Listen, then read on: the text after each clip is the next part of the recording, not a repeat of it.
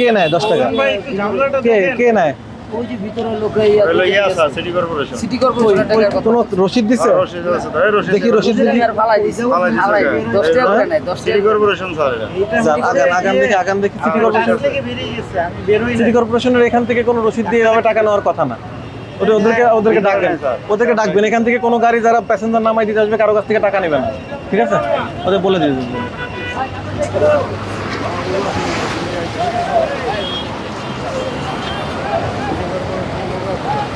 ওরা কারা? এই রসিদ দিয়ে টাকাটা নিচ্ছে কারা?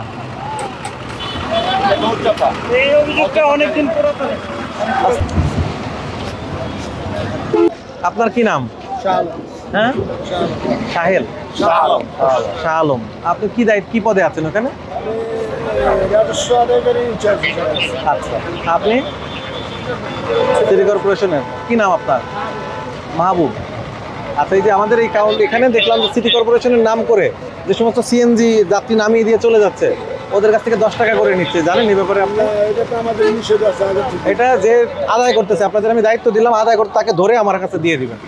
এই যে এখানে আপনারা এখন থাকেন, যে সিএনজি ঢুকতেছে তার কাছ থেকে 10 টাকা করে আদায় করা হচ্ছে। এই 1 টাকাও কারো কাছ থেকে নেবেন না।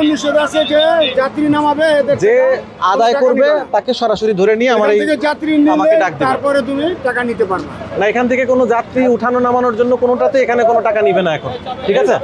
গাড়ি যাত্রী নামাই দিয়ে চলে যাবে সিএনজি, এখানে কোনো সিএনজি দাঁড়ায় থাকবে না, কারণ এখানে যাত্রী আসবে, এখান থেকে এখন যাত্রী যাবে না। অতএব সিএনজি নামাই দিয়ে সিএনজি এখান থেকে বিদায় নেবে। 1 টাকাও এখান থেকে অতিরিক্ত নেওয়া যাবে না।